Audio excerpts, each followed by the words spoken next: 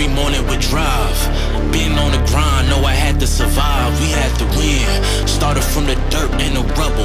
I had to be the needle that was popping your bubble.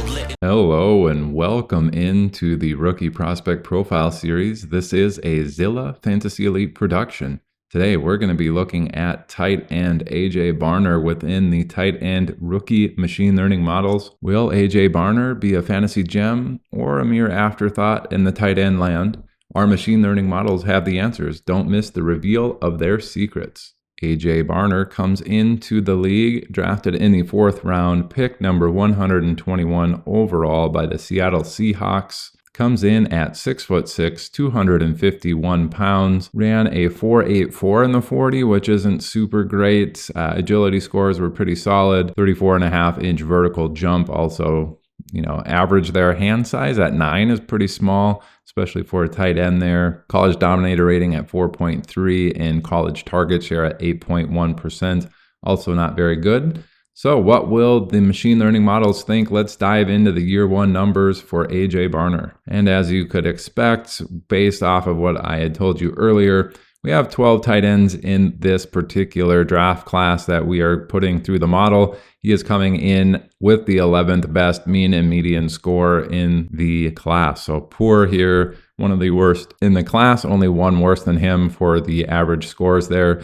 Maximum output at 6.39 is the 9th best. Let's go look at the list of tight ends that were hovering around 2 fantasy points per game during their rookie season and see if there's any hope for some improvement here. So we got quite a few tight ends that fall within the 1.8 to 2.22 fantasy points per game range. I'll just list them all from the lowest to the highest. We have Marcel Jensen, Cole Hicatini, Alan Cross, Duran Smythe, Michael Pruitt, Nick Casa, Ben Brownicker, Vance McDonald, James Mitchell, Nick Vanette, Tyler Higbee, Connor Hayward, Dominic Daphne, Andrew Beck, Deion Sims, and Josh Wiley.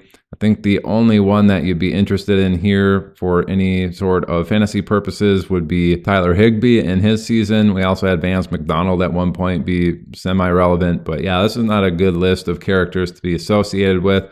Even the 6.39, if he hits his ceiling in year one, we'd probably be pretty disappointed with 6 fantasy points per game.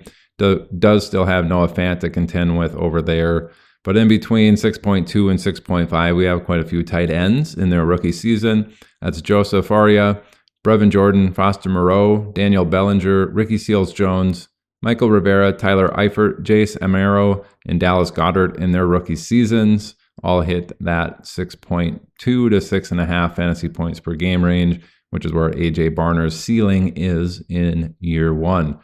Hopefully we see improvement out of AJ Barner. Let's go look at year two. Oh, no, unfortunately not. He is the worst in the class across the board, minimum through maximum, worst tight end. We see a massive amount of predictions in the bucket just above the 25th percentile, which is at a 0.5 point per game. Over 100 predictions in this particular section. That is very rare to see, especially in the rookie models. So unfortunately for AJ Barner, this is not looking good. This is a guy that you can leave for the first 2 seasons based off of this info. The CV at 88% is actually the highest I think I saw out of all of the machine learning models so far in both wide receivers and tight ends. So that is the worst one. We have a standard deviation of 1.17 fantasy points per game and a median at 0.97, or the average at 1.33, which is why CV is so high. So it's saying there's a lot of variance in here, but really they're all condensed into a small range here. Most of the predictions coming right above a 0.5 fantasy point per game.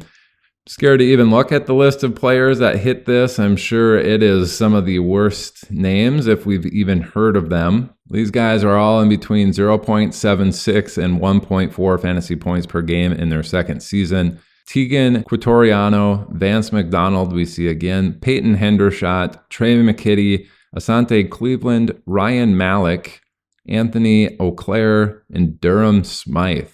Wow. Those are some names. The maximum output at 6.94. Again, that's even not very good. It's in between Cole Kmet and Cade Otton in their second year, a little bit below that. CJ Uzama, Timothy Wright, and a pretty big bump up to Austin Hooper and Kyle Pitts at 7.5 and 7.56 in their second seasons.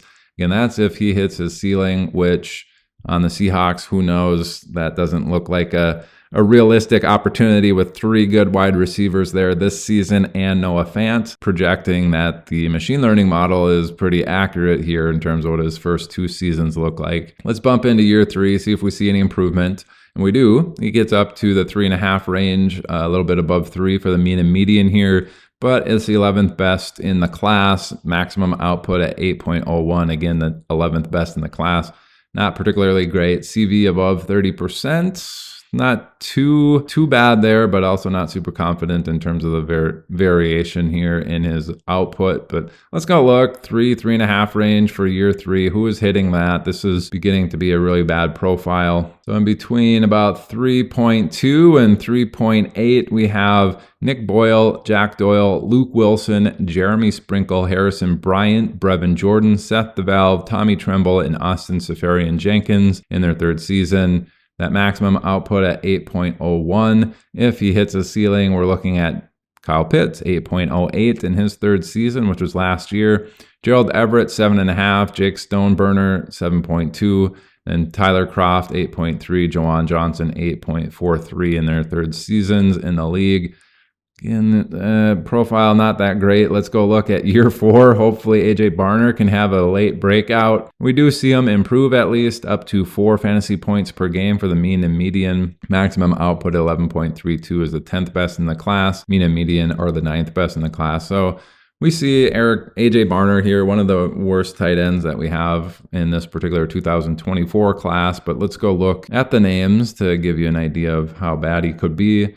Hovering around the 4 fantasy point per game range in between 3.9 and 4.2. We have Logan Thomas, Marquise Gray, Levine Toyololo, Luke Wilson, David Njoku, Durham Smythe, Jacob Hollister, and Matt Lacoste. Best case scenario, David Njoku, but I don't think that's going to be the case. 11.32 maximum output is pretty solid in terms of the last 11 draft classes. That's Dallas Goedert, hitting 11 fantasy points per game in year 4. Cole Kmet, 10.65. Mike Gesicki, 9.71. A little bit above those range. Tyler Higbee, 11.5. Dalton Schultz, 12.28. Hunter Henry and Tyler Eifert at 12.3. So best case scenario for AJ Barner, he's the next Tyler Higbee, which we'd be pretty happy about, but not looking likely for him. He's somebody that I think you can just leave on the waiver wires and double check into year 3 if anything looks to be going in his favor, but doesn't look like anybody that's going to provide you any upside or any downside or any floor either. So keep that in mind. Probably just leave him on the waivers and go about your business, selecting running backs who maybe have a chance as an undrafted free agent. All right. Thanks for tuning in. That's going to do it for this rookie prospect profile on AJ Barner. This is presented by Zilla Fantasy Elite. Have a good one. Bye.